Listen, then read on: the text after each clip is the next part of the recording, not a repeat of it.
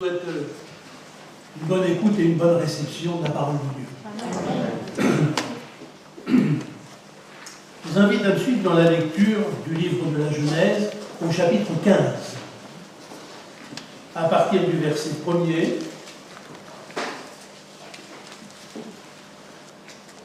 La Genèse, chapitre 15, à partir du verset 1er.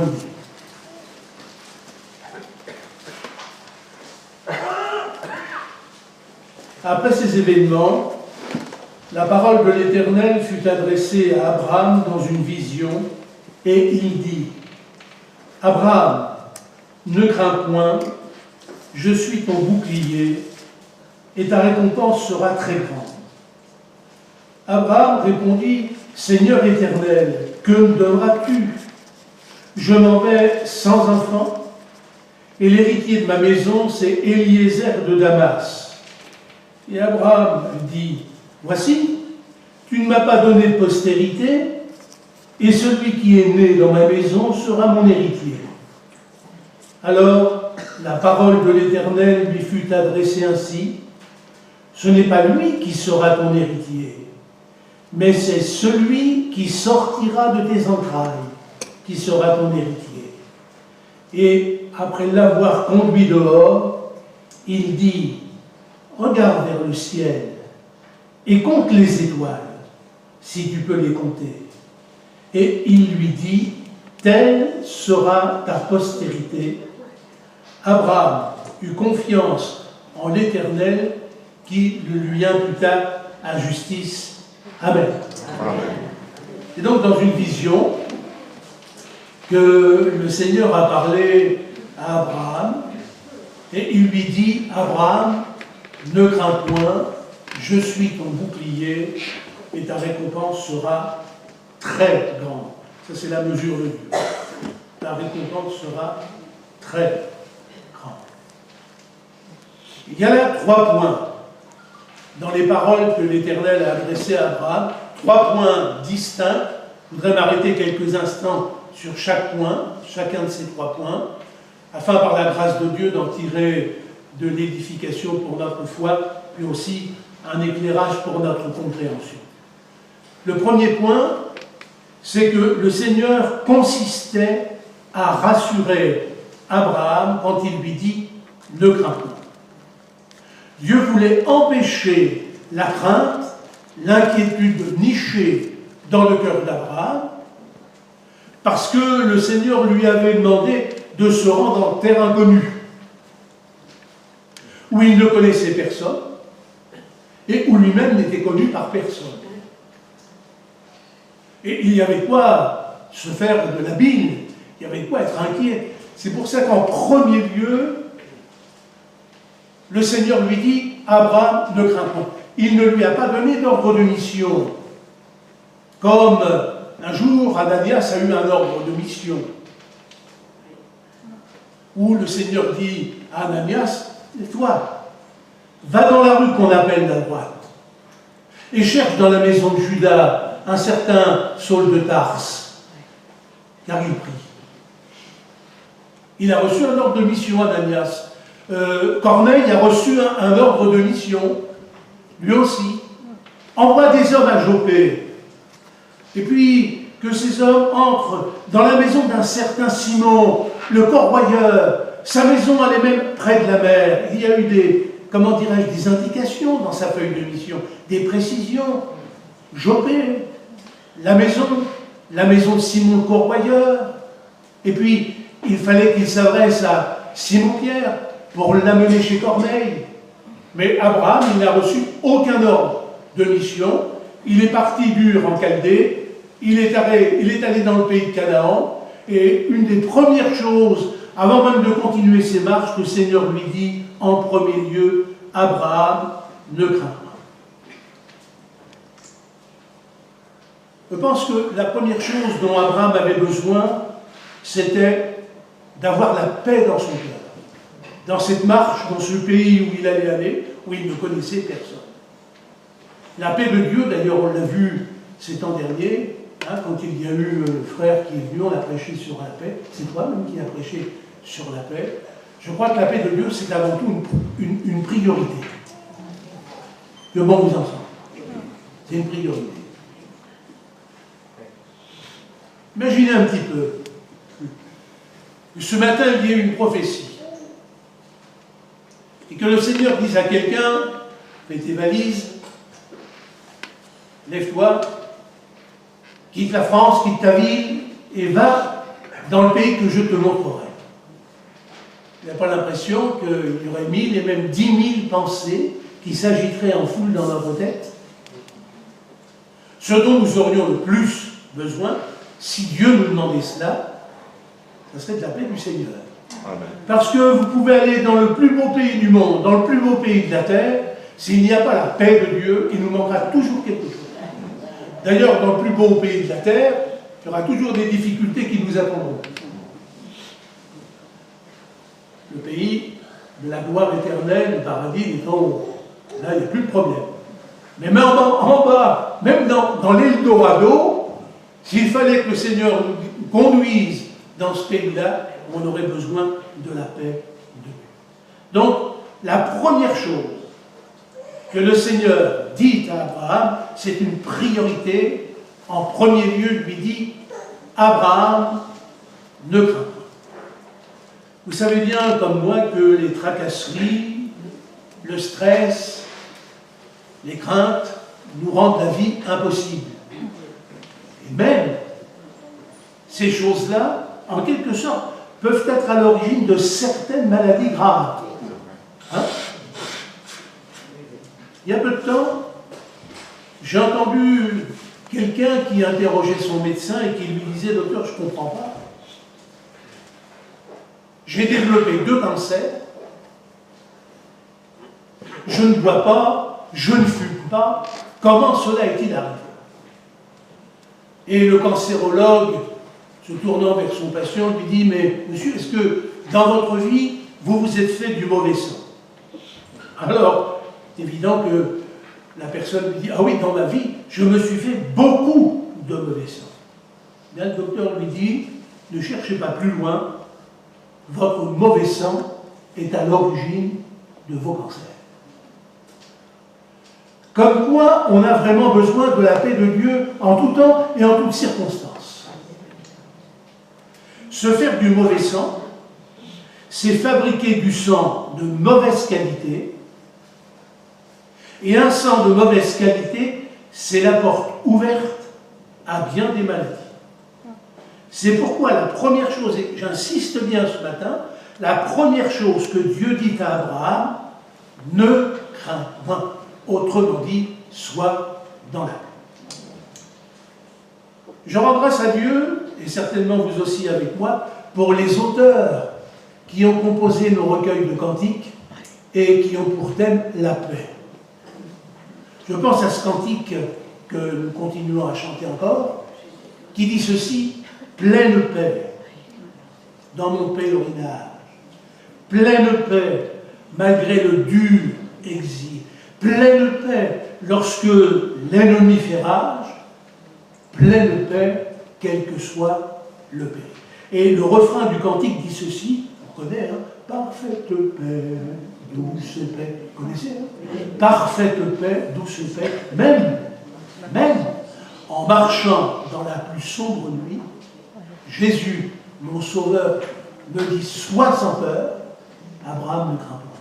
« Sois sans peur, je suis la lumière de celui qui me suit. » La paix de Dieu, la paix surnaturelle, qui dépasse toute intelligence, c'est avant tout une priorité. C'était non seulement une priorité dans la vie d'Abraham, dans sa marche, mais c'est aussi une priorité pour nous. Et si la paix surnaturelle de Dieu était indispensable à Abraham, à combien plus forte raison, elle est aussi indispensable pour nous, qui arrivons sur la fin des temps. On est quand même dans les temps de la fin. Et Jésus, quand il parle de la fin des temps, il dit qu'il y aura de l'angoisse chez les nations. Il paraît qu'en France, on est un peu des champions concernant les comprimés, pour essayer d'avoir un petit peu de la tarax et tout ce que vous voulez bien, pour essayer de nous assurer un minimum de confort. Si la paix surnaturelle, si cette paix qui surpasse toute intelligence était nécessaire, indispensable dans le cœur d'Abraham, qui marchait dans une terre inconnue, qui ne savait pas ce qui allait arriver, qui n'avait reçu aucun ordre de mission. Le Seigneur ne lui a pas dit, quand tu seras arrivé là-bas, tu iras ici, tu t'arrêteras là, tu entreras dans la maison d'un tel, et tu feras ceci ou cela. Rien, rien. La première chose, la priorité, Abraham ne craint pas. La paix de Dieu, vous savez que ce n'est pas une option luxueuse, c'est la pièce maîtresse de notre confort de vie. Elle surpasse toute intelligence et elle est tellement précieuse pour l'avoir expérimentée dans les moments de deuil. Il y a dans la famille quelquefois des interrogations lorsqu'on perd un être cher, on nous regarde, on ne comprend pas pourquoi on n'est pas plus affecté que cela, de la perte d'un être cher. Bien sûr que nous le sommes. Mais il y a en nous ce qu'il n'y a pas chez les autres qui ne sont pas croyants. Il y a la paix de Dieu. Amen. Cette paix qui surpasse toute intelligence. Amen. La paix de Dieu dans des moments de deuil. Vous croyez qu'elle n'est pas précieuse? Dans les moments d'affliction, dans les moments de souffrance, dans des moments de douleur, dans des moments de tourment. Vous savez, quand des coups durs nous arrivent comme ça d'un seul coup, d'une manière imprévisible, comme elle est précieuse, la paix de Dieu. Vous ne trouvez pas? C'est une priorité. On demande bien des choses et nous avons raison de les demander, mais je crois que c'est une priorité, la paix de Dieu, de vivre dans ces temps de trouble, dans ces temps où l'adversaire attaque l'Église. Et il voudrait quelquefois nous précipiter à terre, nous ramener en arrière. La paix de Dieu, et l'apôtre Paul a été bien inspiré par le Saint-Esprit, cette paix qui surpasse toute intelligence. On a dans le livre des Actes des Apôtres, au chapitre 12, on a le cliché de l'apôtre Pierre qui dormait en prison. Il avait été emprisonné, on l'avait lié de 2 chaînes, il était tenu enchaîné par 2 soldats, il y avait même des soldats devant la porte de la prison. Et l'apôtre Pierre qui était dans la prison, certainement il était en train de dormir la dernière nuit de sa vie. Parce que le lendemain qui allait arriver, il allait comparaître, il allait être jugé, et vraisemblablement il allait perdre la vie. Parce que ce qu'on avait fait à Jacques par l'épée d'Hérode, certainement que c'était le sort qui lui était réservé, mais l'Écriture nous précise qu'il dormait. Or, dormir la nuit qui précède son exécution, c'est quand même pas banal. Vous en conviendrez. Oui.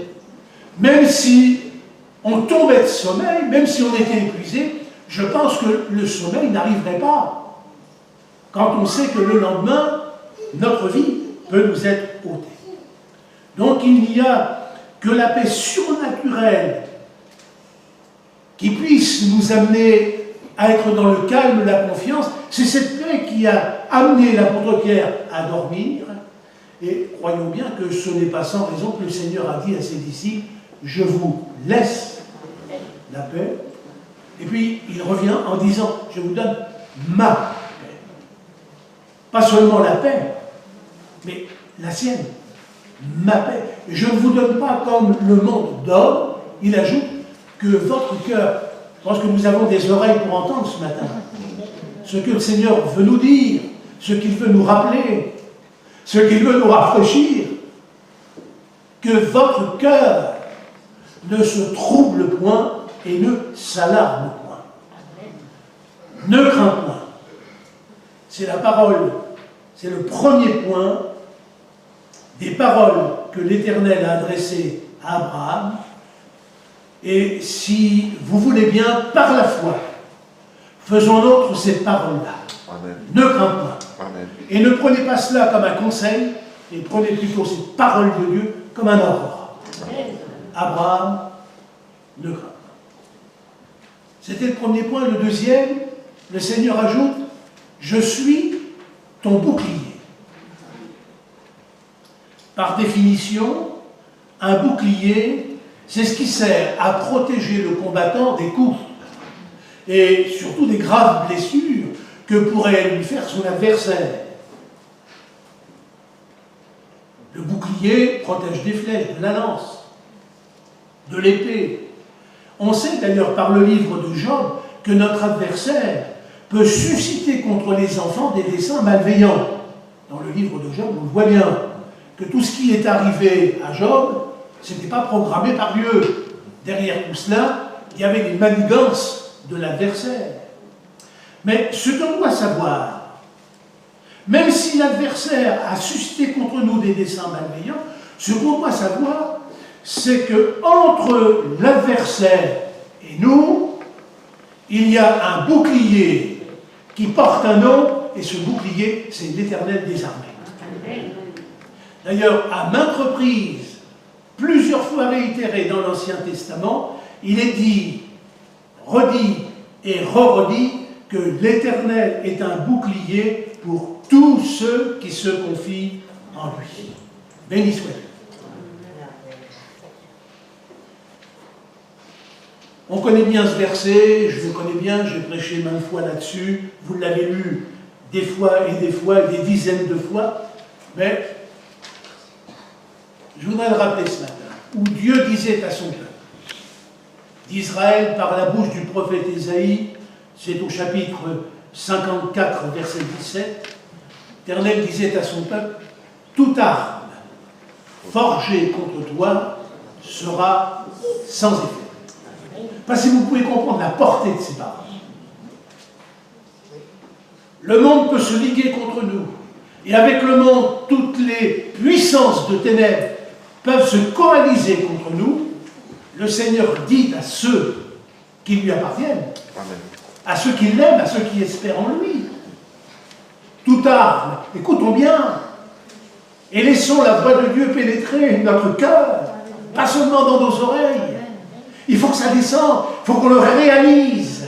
Pas seulement le comprendre, il faut qu'on le réalise. Toute arme Amen, forgée contre toi sera sans effet. Pourquoi? Parce qu'entre l'adversaire et nous, il y a un bouclier, et ce bouclier, c'est l'Éternel des armées.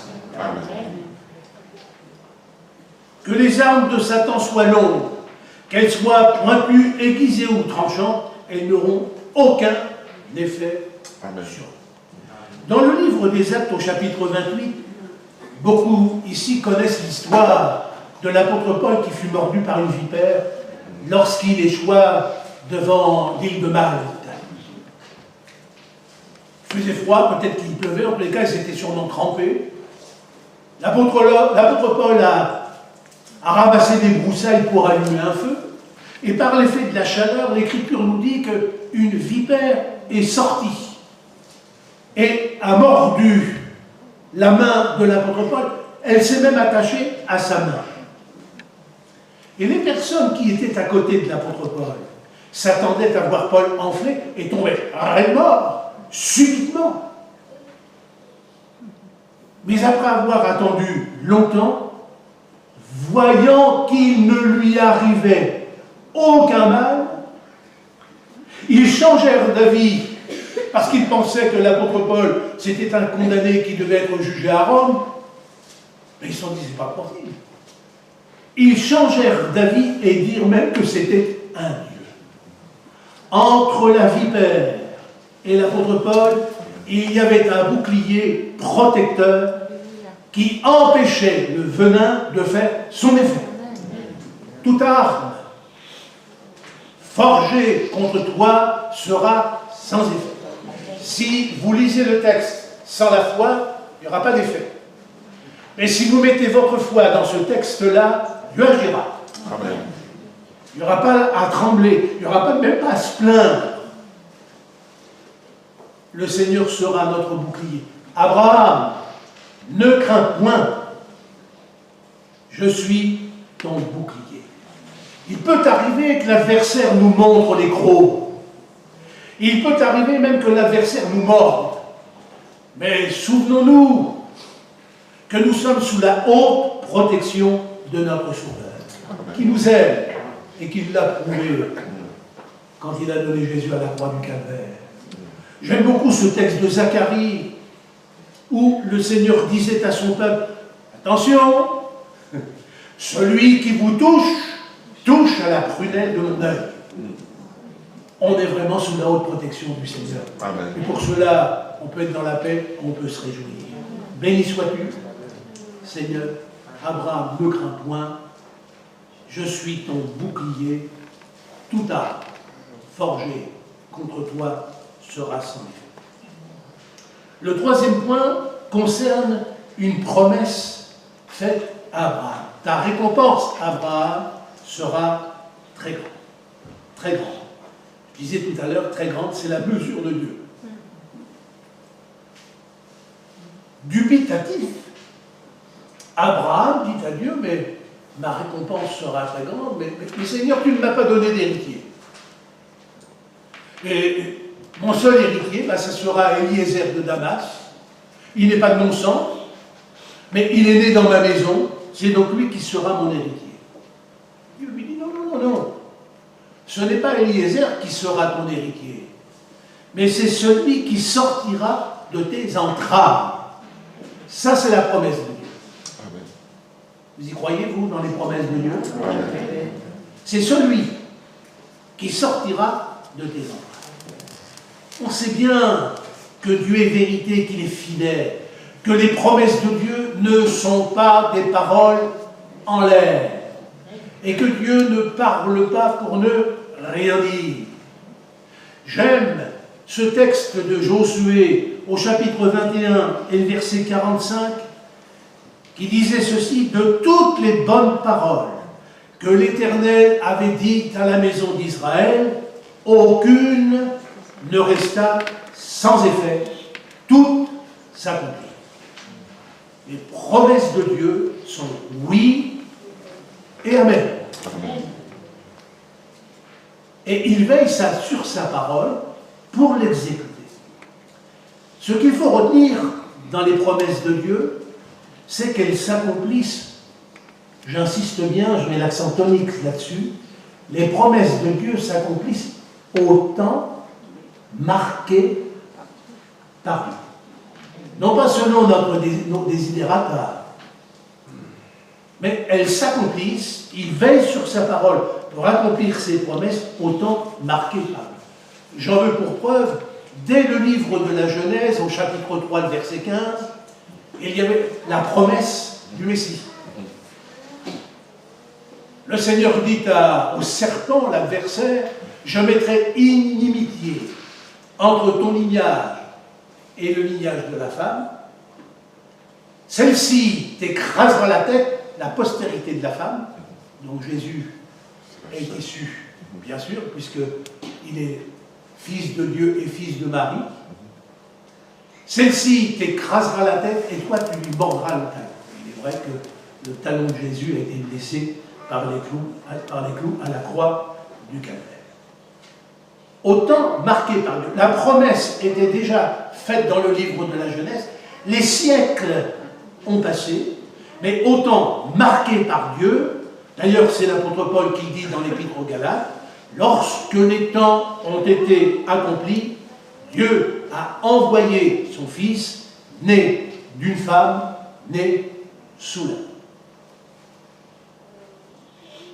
Dieu n'a pas des paroles en l'air. Les promesses qu'il fait, il les tient.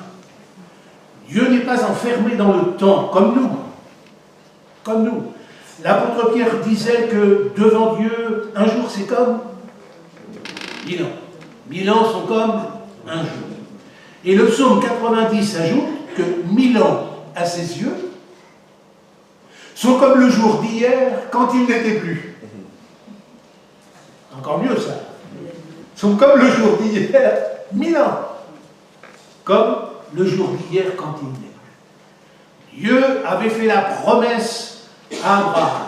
Ta récompense sera très grande. Le Seigneur ne lui a pas donné de date.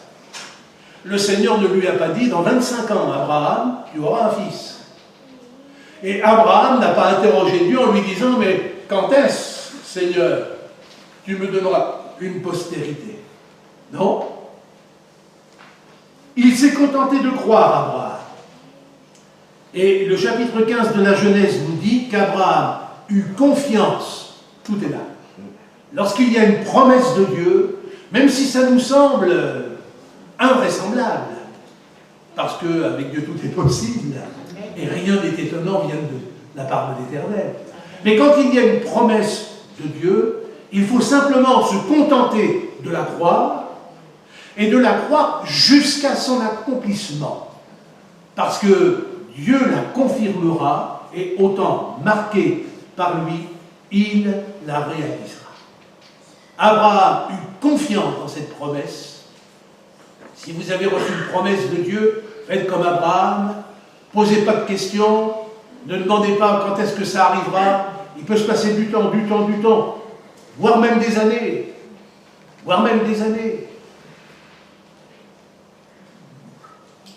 Pensez à Madame Sanglé. Ça, c'est pour les aînés qui sont là, qui ont connu Madame Sanglé.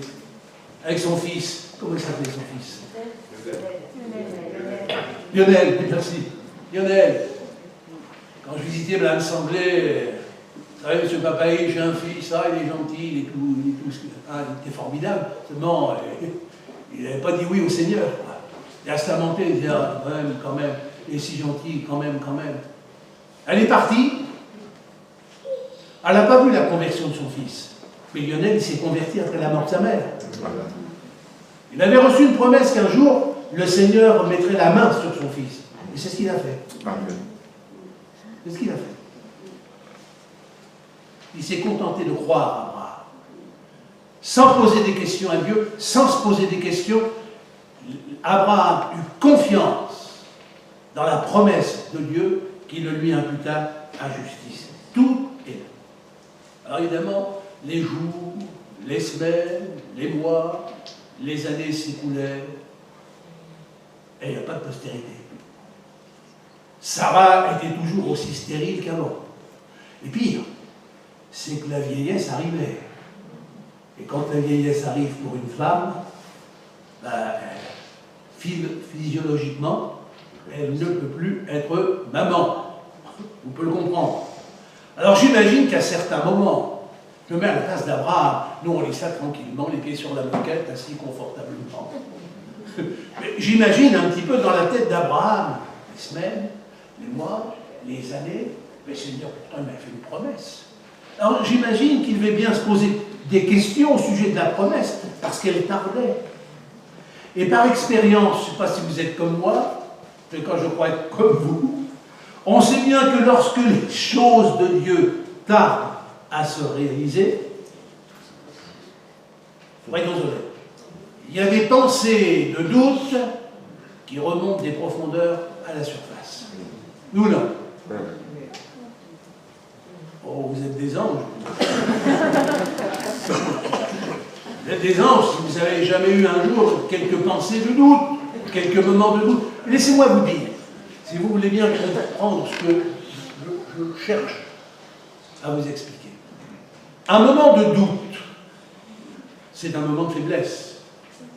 Un moment de faiblesse ou un moment de doute, qu'est-ce qu'on va dire? C'est pas un péché en soi, un moment de doute. Mais là où ça deviendrait du péché, c'est de laisser le doute s'installer dans notre cœur sans même chercher à s'en débarrasser. Alors là, ça serait différent. Un moment de doute, ça peut arriver, c'est arrivé à Jean-Baptiste. Vous vous souvenez? Quand il était dans sa prison. Ah, quand tout va bien, quand on est à l'air libre, tout va bien. Mais dans sa prison, dans le cachot, dans les ténèbres, ça tournait dans sa tête. Et un jour, il s'est décidé à envoyer une ambassade vers Jésus. Et il a dit aux hommes qu'il envoyait, dites à Jésus, est-ce que c'est bien toi qui devais venir? Ou est-ce que nous devons en attendre un autre? Voyez-vous? Il était dans l'expectative, il était dans l'inquiétude, il se demandait si c'était vraiment lui. Il a eu un moment de doute. Pourtant, au moment du baptême de Jésus, sur les rives du Jourdain, est-ce que ce n'est pas Jean-Baptiste qui disait aux personnes qui étaient là, en désignant Jésus, C'est lui. Voici l'agneau de Dieu qui ôte le péché du monde. Pourtant, il l'avait dit. Il l'avait confessé. Et on avait entendu ce qu'il avait confessé. Mais il a eu un moment de faiblesse. Dans une circonstance particulière, il a eu un moment de doute. Le doute, c'est vraiment le parasite de la foi qu'il faut éliminer au plus vite. Mais, chose promise à Abraham, chose due, autant marquée par Dieu, la promesse s'est réalisée. La mémé, Sarah, est devenue enceinte, et l'Écriture nous dit qu'elle a enfanté un fils, auquel elle donna le nom d'Isaac. Hébreux 10, 23 dit ceci, que celui qui a fait la promesse est fidèle. Amen. Béni soit son nom. Je voudrais vous dire ceci encore. C'est que les promesses écrites, les promesses de Dieu écrites dans la parole de Dieu, ont exactement la même valeur que la promesse orale faite à Abraham. Vous me suivez? Oui. Je me suis bien expliqué. Les promesses écrites en toutes lettres dans la parole de Dieu ont exactement la même valeur que la promesse orale faite à Abraham. Dans Ésaïe, j'aime aussi ce verset sur lequel nous, les prédicateurs, on a assez souvent prêché. Le Seigneur fait une promesse à ceux qui lui appartiennent, à son peuple, dans l'Ancien Testament, mais nous, on est le peuple de Dieu du Nouveau Testament. Et le Seigneur disait à son peuple, dans Ésaïe 43, verset 2, écoutez bien, « Si tu traverses les eaux, je serai avec toi. Amen. Et les fleuves ne te submergeront pas. Si tu marches dans le feu, tu ne te brûleras pas, et la flamme ne t'embrasera pas. » Amen. Les fleuves et le feu, on sait bien, sont des images des difficultés de la vie que nous rencontrons sur notre route. Mais soyons certains, mes frères et mes sœurs, que les difficultés que nous rencontrerons, que nous continuerons à rencontrer, n'auront pas raison de notre foi. Je le déclare bien haut et bien fort, c'est notre foi qui aura raison de toutes nos difficultés. D'ailleurs, les difficultés que nous rencontrons ne sont pas faites pour abattre, mais elles sont faites pour être abattues. Amen. C'est toute la différence. Jésus disait à ses disciples, vous marcherez sur les serpents et sur les scorpions, sur toute la puissance de l'ennemi, et rien ne pourra vous nuire. Amen. J'y vois l'image des serpents, des scorpions, des problèmes de la vie. La vie n'est pas un long fleuve tranquille, on le sait bien. Et non seulement il y a les épreuves de la vie, il y a tous les aléas de la vie, toutes les contrariétés, les difficultés, mais il y a encore plus, toute la puissance de l'ennemi, Jésus ajoute. Eh bien, Jésus dit à ceux qui ont cru en lui, à ceux qui l'aiment, à ceux qui le suivent, rien ne pourra vous nuire. Amen. Rien ne pourra vous nuire. Les promesses de Dieu sont oui et amen. Enfin, pour ne pas tarder, dans la promesse de Dieu, le Seigneur lui dit, ta récompense sera très grande, la mesure de Dieu. Il a quitté une ville, Ur en Chaldée, et sa récompense quand même a été très grande parce qu'il a quitté une ville, mais il a hérité d'un pays. Amen. Voilà. La récompense sera très grande. Lui qui n'avait pas de postérité, il en a eu au travers d'Isaac, et plus que ça, puisque au travers d'Isaac, le Seigneur lui dit, ta postérité sera très grande. Regarde les étoiles du ciel, tu peux les compter les étoiles du ciel? Eh bien, telle sera ta postérité. Et la Bible dit que Dieu l'a rendu père d'une multitude de nations. Sa récompense n'a pas été très grande? Hein? Pas de postérité, il en a eu. Mais au travers de sa postérité, il est devenu père d'une multitude de nations très grandes. C'est bien la mesure de Dieu. C'est bien la récompense de la foi et de l'obéissance d'Abraham, oui ou non? Bien entendu. Et Dieu a fait d'Abraham une source de bénédiction. Puisque toutes les familles de la terre seront bénies en lui. Toutes les familles de la terre. On est la famille d'Abraham. Hein? On est la famille d'Abraham. Et Dieu a fait d'Abraham une des plus grandes références d'homme de Dieu dans toute la Bible. Et Dieu lui a fait l'honneur, dans Romains chapitre 4, verset 16, lui a fait l'honneur d'être appelé le Père de la foi. Abraham, ta récompense sera très grande. Et jamais Abraham n'aurait pu imaginer recevoir une si grande récompense. Ça, c'est pour Abraham, et nous alors. Et nous, chrétiens du XXe siècle, qu'en sera-t-il? Qu'en sera-t-il? Parce qu'on a tout quitté aussi, nous. Le monde, on l'a quitté. On a dit, non pas au revoir, mais adieu au plaisir malsain du monde. On a renoncé à nous-mêmes. On a fait le sacrifice de tout cela. Qu'en sera-t-il pour nous? Je me rappelle qu'en son temps, les disciples, c'est l'apôtre Pierre qui a posé une question à Jésus. Il était inquiet quand même, il s'est dit, mais Seigneur, écoute bien ce qu'on va te dire. Nous, on a tout quitté et nous t'avons suivi.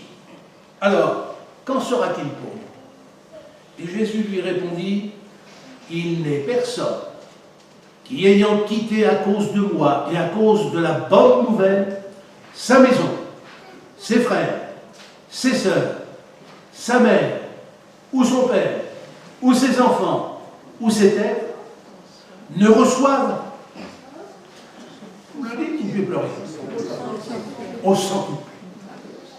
C'est la mesure de Dieu. Ne reçoivent au centuple dans le siècle présent et dans le siècle à venir la vie éternelle. Béni soit Dieu. Amen. La récompense d'Abraham a été très grande et la nôtre aussi. Ne reçoivent au centuple. Ça, c'est la récompense que Dieu réserve à tous ceux et celles qui l'auront suivi. Il a fait le sacrifice de tout quitter pour obéir à Dieu, Abraham, mais nous aussi, on a fait le sacrifice de tout quitter et quelquefois de nous mettre la famille sur le dos parce que nous avons suivi Jésus. Dans la famille, on ne l'a pas accepté, mais on a fait le sacrifice. On continue de lui être fidèle. Et nous recevrons comme Abraham bien plus que nous pouvons penser ou même imaginer. Dieu a fait de nous des citoyens des cieux. Nous sommes des, comment dirais-je, citoyens des cieux, gens de la maison de Dieu, comme le dit la Bible. Ça veut dire que il y a quelque chose qui nous est réservé là-haut. Je m'en vais vous préparer une place, dit Jésus. Pas un F3, pas un F4, pas un F5, même pas un F6. Mais nous sommes les héritiers d'une ville extraordinaire, la Nouvelle Jérusalem. On ne peut pas comprendre ces choses. On peut simplement y toucher du bout des doigts et réaliser que notre récompense, la récompense de notre foi, d'avoir sacrifié notre vie, celui qui perdra sa vie, la retrouvera, d'avoir tout quitté pour le Seigneur, d'avoir répondu à son appel, d'avoir dit oui à Jésus pour notre vocation ou pour la vocation qu'il nous a adressée, notre récompense sera très grande. La Nouvelle Jérusalem, je vous dis pas. Elle a 12 fondements. Et les 12 fondements sont faits de pierres précieuses. Pas bon ça? Vous ne vous réjouissez pas plus que ça? 12 fondements. Ça veut dire qu'elle est inébranlable. Hein? Elle est éternelle. Ça veut dire qu'elle ne s'écroulera jamais. Les portes sont comme des perles. La ville, dit le livre de l'Apocalypse, elle est d'or pur. La place de la ville, elle est d'or pur. Voilà ce qui nous est réservé. C'est encore plus qu'Abraham. Et quand le Seigneur dit à Abraham, ta récompense sera très grande, oui, la récompense que le Seigneur nous réserve sera très grande, bien au-delà de ce que nous pouvons penser ou même nous imaginer. Alléluia. Il faut tenir ferme. Le meilleur est devant nous. Le Seigneur a souffert la croix, il a méprisé l'ignominie en vue de la joie qui lui était réservée. C'est vrai qu'il y a eu la souffrance, Mais après la souffrance, c'était l'apothéose. C'est ce qui nous est réservé. Mes frères et mes sœurs, c'est ce que je voulais vous dire ce matin, simplement. Je suis arrêté sur ces 3 points, ces quelques paroles adressées à Abraham, qui avait tout quitté, qui s'en allait en terre inconnue, qui ne savait pas ce qu'il allait faire, ce qu'il allait trouver. Mais la parole du Seigneur lui a été adressée, il fallait qu'il retienne ça. Abraham, ne crains point. Je suis ton bouclier. Ta récompense sera très grande. Ce que Dieu a dit autrefois, hier, à Abraham, il le dit aussi à nous, ce matin. À nous, on pense la parole. Est-ce qu'on peut prier simplement?